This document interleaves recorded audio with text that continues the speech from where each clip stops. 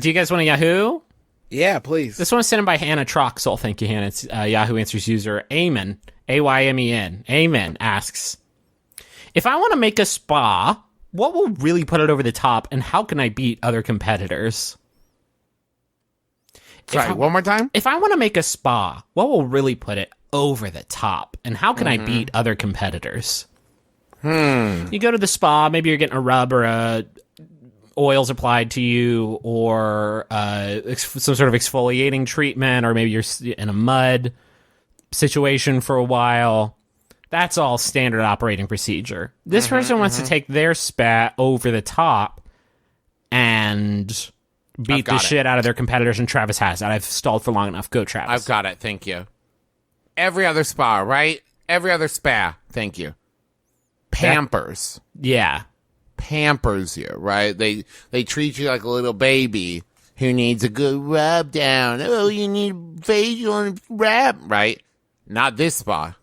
This spa is fucking hardcore. You got people yelling at you like you massage rocks. Yeah. And they like, you have to like slide down, I don't know, like sandpaper to exfoliate your skin. It's it is not a relaxing experience at all. When you said this spa rocks, I wish you had stopped, because that painted such a beautiful picture in my mind of Travis McElroy's Rock and Roll Spa, which is a great name for a business. So much better than Tony Keith's I Love This Pub and Restaurant. That I think we could have a lot of fun with it. Like maybe we just have like a lot of, heavy shredding taking place in the background while people assail you with sandpaper and rolling pins, but in a way that still feels good at the end of the day, but you're also listening to Pantera.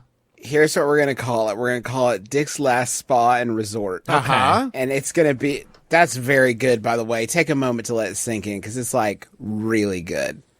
And that's all that I had for that joke. Great. Because Dick's Last Spa and Resort. Do you understand now? Yeah, it's good. I have another one. I have another idea here. This is my idea. Okay. Take a lap, Justin. Anyone who's ever been to a spa knows that there's always a moment where they, like, leave you alone in a room or, like, set something down in front of you, and you have a moment where, like, what am I supposed to do? But you're afraid to ask. But then after that comes a nice relaxing experience. But what if the whole spa was just built to confuse you into relaxation? Okay. And so, like, you walk into a room, they hand you a plunger and say, I'll be back when you're ready, and leave. And the room is completely empty, right? And you're just left to figure out, and they never come back. You walk in, there's a table there, and the room is dark, and they say, any trouble areas? Oh, your neck and shoulders? Okay. You work at a desk? You seem tense. All right. So go ahead and lay down. We'll get started. Go ahead and undress to my level of comfort. Right. Good luck. Goodbye. They take you into a walk-in closet and say, dress more to your level of comfort, and then leave. And you're like, is that 2 more jackets? Where am I at with this? If we really are looking to improve the spa process, I wish they would just say, take off all of the clothes and get on the table, because get it out. Dress to your level of comfort is a very kind way of saying, like, ooh, you gonna do naked? Okay. I got a massage when I was like 22, and they said that and left the room, and I was like, I honestly had not even thought about that part of the equation, and huge anxiety. And so I just thought, like, does that mean underwear? It probably means underwear. It didn't mean underwear, though. I guessed wrong. I made an incorrect guess. I think we have found an easy way to improve your spa, is just directly clarify. You should, via, like, multiple posted signage, exactly how much you should undress. This is the correct and in level what of comfort. part of each spa? Like, if you move into this room and you haven't redressed from the last room, bad job. Robe, you're fine. That's fine. This is robe comfort here. Wait outside your competitors, and as people leave, offer them a massage. And if they let you, then just start loudly announcing, like, hey, this guy just left this spa, and he's letting me massage? He must not have done a very good job, because I wouldn't want that. So you stand outside El Haji to try to relax them more. And if you can, then they must not have been relaxed. Must not have been very good. Must not have been a very good massage. I got a massage about a month ago. I was feeling extremely stressed out. I thought I'm going to treat myself. I went in. I literally slept through the whole fucking thing. Like, is that level of pressure good? Yeah, it's good. Gone. Out. Done. For an hour. I slept through the whole thing. And so, like, I think that a good sort of new process would just be if they see you, I'd snore. So they definitely knew. Maybe a little pinch, a little courtesy pinch, right in the armpit fat. Just get in there and just say, like, hey, sorry, you were snoring. And I don't want you to miss a thing because you paid a lot of money for this and it's supposed to be nice. I have a tendency, if anyone ever asks me, like, a question about how much pressure I could take, I am a monster and will say 10 when that's not true. And so, like, I got this massage and the woman was like 1 to 10. And I was like 10. And it hurt so bad. It hurt so much. But if you say something, it'll drop down to 3. I couldn't say it. And it was always like, just as I was about to say, like, no, you know what? No, uncle, you win. Like, she would move to another spot. And so it's just like, by the end of that, like, half hour or whatever, 60 minutes it was, my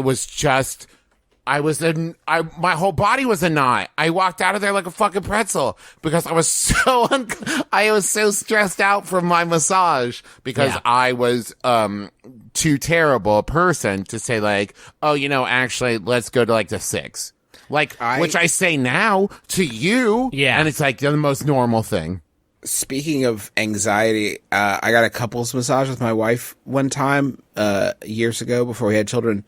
And when we arrived for a massage, there was a male masseuse and a woman masseuse. And we were asked in the moment to sort of pick who we wanted to massage. Do a quick draft. And the fucking calculations that I had to go through. The Kobayashi Maru of that situation. It's impossible. There's nothing. There's no option for me there. I'll rub myself and you both rub her, I think is where I ended up. To be clear, you're saying that because, like, you don't want to come off as homophobic, but I don't want to come off as homophobic, but I also don't want to come off as like, ooh, hello. Yeah. Absolutely. And I don't want to come off as like, there's just no right answer, I guess is what I'm saying. There's no way decided this ahead of time to look at a person and say, I would like to pay you to touch me. It's one thing if I walk into a room and they're the only other person there. Massage therapy is a legit, very good, very helpful thing. It's a very good contribution to society. I understand what you're saying. In what face I'm to saying face, is, it's a challenging if call I walk to make. into a room and there's one other person there, I know where we stand. But if I walk into a room and pick someone from a lineup, that person knows I picked them over somebody else, and that feels weird to me. And also the other person is like, so not me? All right, cool. Oh, okay. I'm super good at this. What we're touching on is it's a very intimate thing, I think. And the massage I think, because it's another person rubbing you all over, and it shouldn't be sexualized. And I'm not introducing sexuality into it whatsoever. I'm saying it's a very intimate thing, and this decision should not be in my hands. It should just be the situation that I find myself in. Yeah, I'm perfectly happy either way. I just don't have to make the choice. Perfect spa, over the top, better than competitors. You don't make that call. You show up. The massage is $1,000. But you don't get to pick, and they tell you just get nude, and they pinch you if you fall asleep. And then also they say go ahead and get dressed to naked and lie down, and it'll be totally great. And you lie down, and you feel hands on your back, perfect amount of pressure every time. And you're like, whoa, and you sort of get the inkling that this was not the person that walked me into the room.